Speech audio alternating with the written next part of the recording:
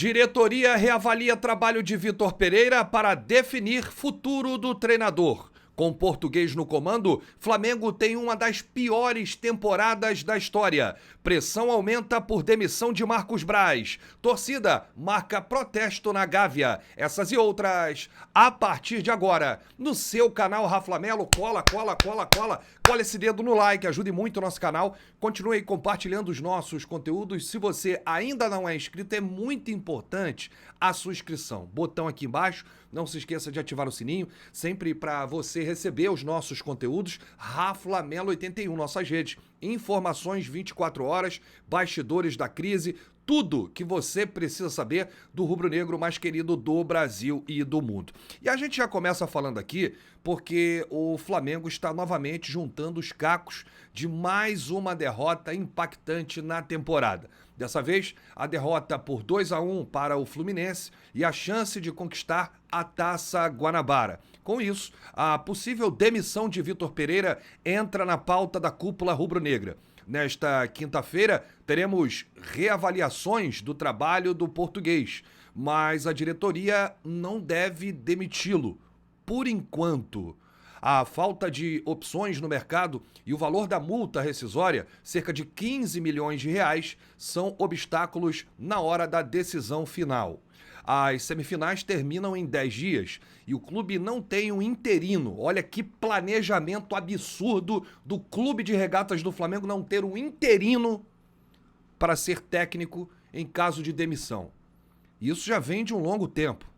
Não tem um auxiliar permanente na comissão técnica. Não. Vitor Pereira, se for demitido hoje, leva toda a comissão técnica e não fica ninguém para a beira do campo. Talvez se colocasse o Felipe Luiz, seria até mais vantagem do que o Vitor Pereira, porque o Felipe Luiz conhece o elenco, tem lá a sua capacidade técnica, é muito inteligente, é um jogador muito inteligente, um dos mais inteligentes aí do futebol, mas o Flamengo não tem ninguém para tapar o buraco em caso de demissão de Vitor Pereira. A gente já viu esse filme antes, né? Com o Paulo Souza também não tinha. Bom, se garantir vaga na final, o Flamengo terá aí a data FIFA a partir do dia 20 de abril ao dia 2 de maio, data da primeira partida da final, para ajustar questões táticas do estilo de jogo do Português, que nem os jogadores entendem. Até lá, a própria diretoria ganha tempo em caso de insucesso para tomar uma decisão. Se o Vasco vencer hoje, o Flamengo não terá o direito à vantagem de 2 resultados iguais nas semifinais. Ou seja, o Vasco vencendo, o Flamengo vai precisar buscar o resultado. O Vasco teria aí a vantagem do empate nos 2 jogos. O deadline é o Carioca, né? Mas o futuro, sem Vitor Pereira, já ronda os bastidores e crescerá a pressão com um protesto na Gávea marcado para sábado, às 10 da manhã. A torcida marcou um protesto. Agora, ao invés de ser no Ninho do Urubu, será na Gávea, né? Onde estão aí os conselheiros, o pessoal do futebol, né, o conselhinho, o presidente Rodolfo Landim, enfim, os sócios lá que opinam.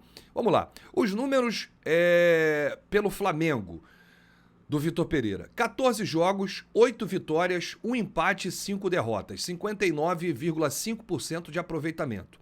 O Vitor Pereira, com a derrota de ontem, superou o número de derrotas de Jorge Jesus em apenas 64 dias. O Jorge Jesus saiu do Flamengo com apenas 4 derrotas. Mais títulos do que derrotas. O Vitor Pereira, em 2 meses, já tem mais derrotas do que títulos. Aliás, até uma brincadeira falar de título com o Vitor Pereira, né? Porque ele, no futebol brasileiro, pelo Corinthians e Flamengo, juntando os 2 clubes, perdeu Paulistão 2022, Libertadores 2022, Brasileirão 2022, Copa do Brasil 2022, Supercopa do Brasil 2023, Mundial de Clubes 2022, Recopa Sul-Americana 2023 e a Taça Guanabara.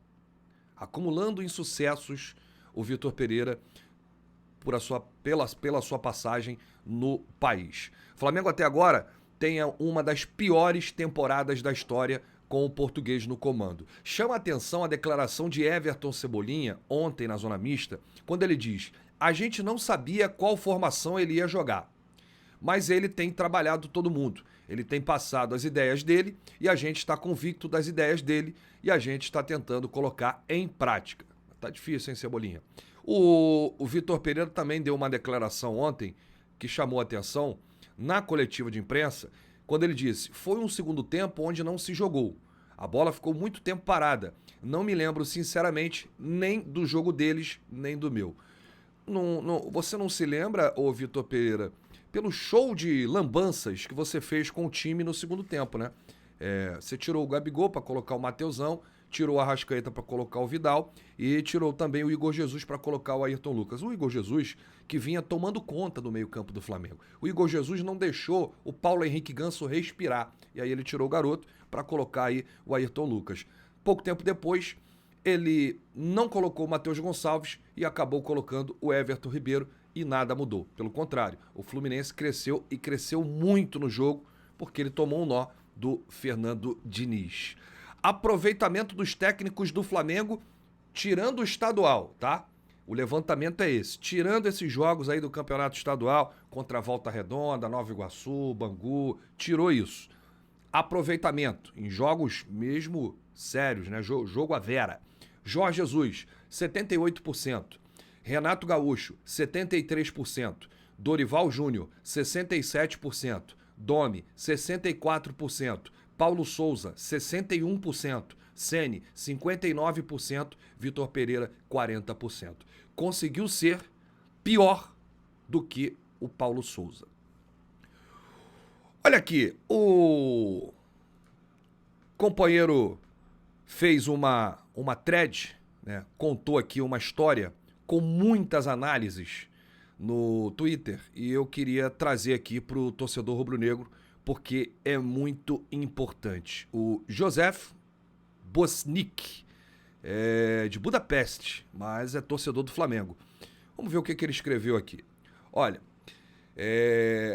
essa leitura faz você, torcedor, entender que os jogadores não são culpados, nesse caso, do técnico Vitor Pereira. Vamos lá. Ouça com muita atenção.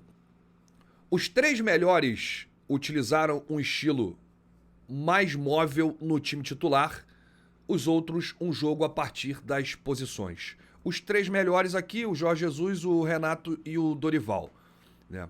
Vez por outra, vejo um torcedor do Flamengo falando que os jogadores são mimados porque só jogariam num sistema. Isso é um equívoco.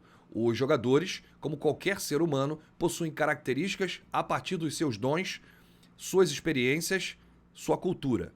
Guardiola ganhou vários títulos, mas nem todos os jogadores foram melhores em suas mãos. O Cesc, por exemplo, foi formado num estilo muito móvel com o Wenger e não se adaptou plenamente ao estilo de Pep Guardiola. A incompatibilidade criou inimizade fora de campo. O Yaya Touré, né? Yaya Touré gostava de passar a bola e ir adiante, sempre se movendo. Pep queria que ele fosse um volante mais posicionado. Yaya foi vendido ao City e viveu seu auge com o Pellegrini, num sistema ofensivo muito móvel e oposto ao Pep. Schweinsteiger era um típico volante alemão da Baviera, que gostava de jogar de maneira vertical, sem parar de se mover, passando a bola e chegando na frente todo o tempo. O seu estilo, como o de outros jogadores como Ribéry, não se encaixou no estilo de Pep Guardiola. Recentemente, Gabriel Jesus trocou o City pelo Arsenal e citou problemas que teve para se adaptar às suas características ao sistema. Segundo Jesus, Gabriel Jesus, sou o 9 e estou lá para finalizar, mas também para descer, para jogar. Eu não sou tanto um robô. Saio, quero lutar. Numa de suas últimas coletivas, Guardiola disse que procurava jogadores que fossem bons, se movendo num espaço curto e não se movendo em espaços longos. Jogadores que precisam se mover em espaços longos e sempre perto da bola costumam ter dificuldades no seu sistema de jogo. Os jogadores possuem características e cada estilo exige um tipo de jogador. Jogadores para estilos posicionais preferem se movimentar em espaços curtos e numa ordem mais objetiva e visível. Preferem a segurança ao risco. Raciocinam antes em torno do espaço, como Xavi e Busquets. Jogadores para estilos funcionais preferem se movimentar em espaços longos, como geometrias mais indefinidas e numa ordem mais flexível e natural. Sentem-se melhor no risco, raciocinam antes em torno do tempo, rendem melhor no estilo. Riquelme, Ganso, Yaya, Cesc e etc. Existem também os jogadores híbridos, que são flexíveis e se adaptam bem ao estilo mais posicional ou funcional. Um bom exemplo é o Bernardo Silva. Entre os principais jogadores de ataque do Flamengo, Pedro e Everton Ribeiro, me parecem jogadores híbridos, que podem render bem em qualquer sistema. No entanto, jogadores como Arrascaeta, Gabigol, Gerson e Bruno Henrique rendem melhor em estilo menos posicionais.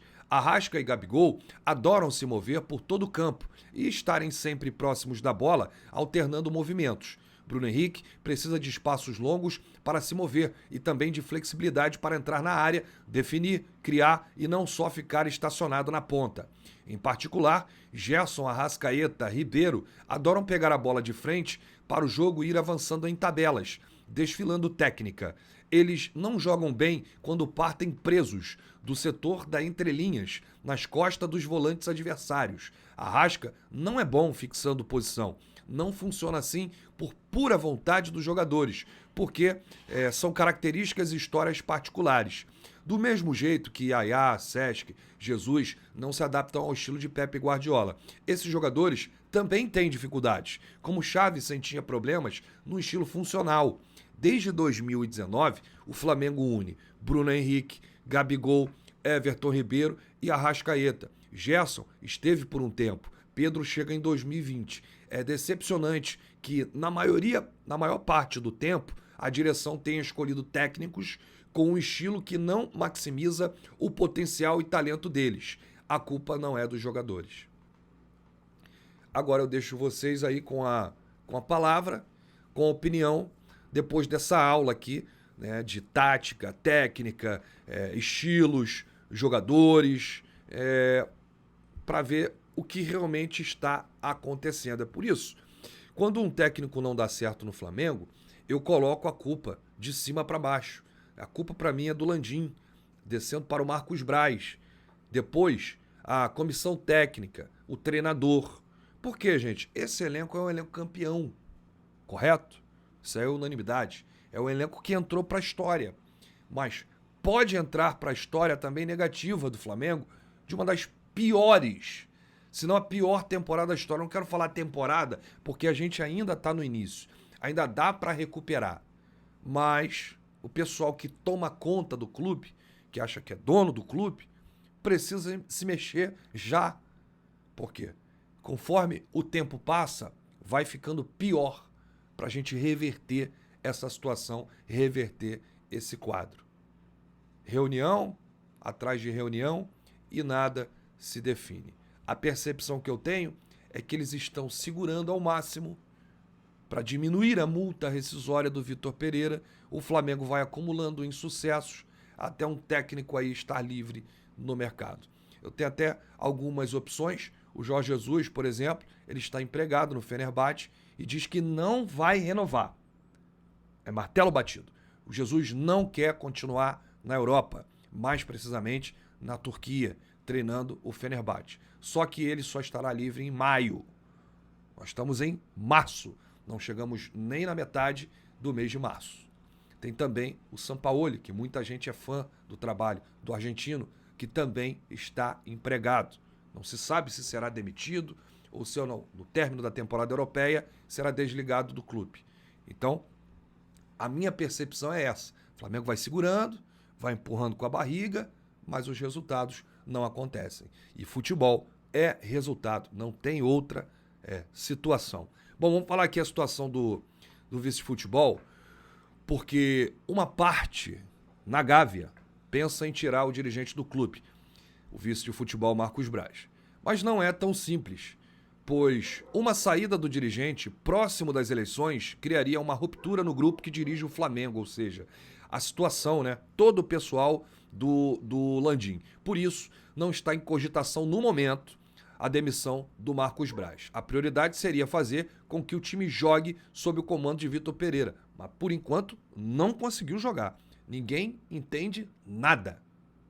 Faz lembrar muito o Paulo Souza. O Paulo Souza tentava passar para os jogadores e ninguém entendia nada. E dentro de campo era aquele tumulto. Agora, me causa estranheza essa informação que chega lá de dentro do Flamengo, aquilo que eu falei na minha live ontem. Dentro do Flamengo existem vários Flamengos. É o ego, todo mundo quer mandar mais do que todo mundo, enfim. E eles já estão falando de eleição. Faltam 1 ano e meio para a eleição, gente. Vamos colocar os interesses de lado. E vamos tocar o Flamengo da maneira como tem que ser. Porque é muita responsabilidade.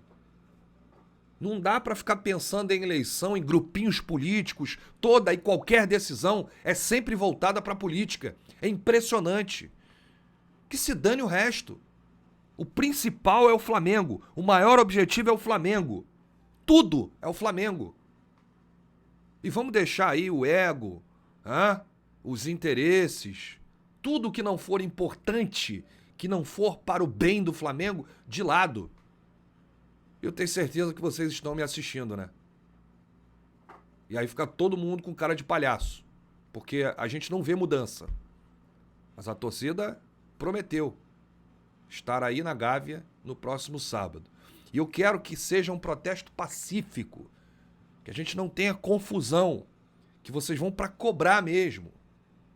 Mas de uma maneira civilizada. Porque a cobrança tem que acontecer. O torcedor tem o direito de cobrar. O torcedor é quem tá pagando o pato aí. A torcida é o maior patrimônio do clube. Então é isso. A torcida está se mobilizando aí nas redes para realizar esse protesto na Gávea no próximo sábado, às 10 da manhã. Bom, depois das informações do Flamengo, eu te convido a participar lá do Clube do Rafla, a 2ª edição. Tá valendo um iPhone 14 ou um Pix no valor de R$5.000 e vários mantos do Mengão. É só você clicar aí nesse link, vai ser direcionado para a página, né, a nossa página Clube do Rafla, para você acompanhar todas as notícias, como é que faz para participar. E a gente está aí essa semana toda com uma promoção especial, vários bilhetes promocionais. Então vai lá agora, pode clicar aí no link, vai com tudo. Quem sabe você não esteja com sorte, ganhando um iPhone aí, ou 5.000 no Pix, ou uma camisa do Mengão. Grande abraço, saudações, bate no peito e diz: isso aqui é Flamengo.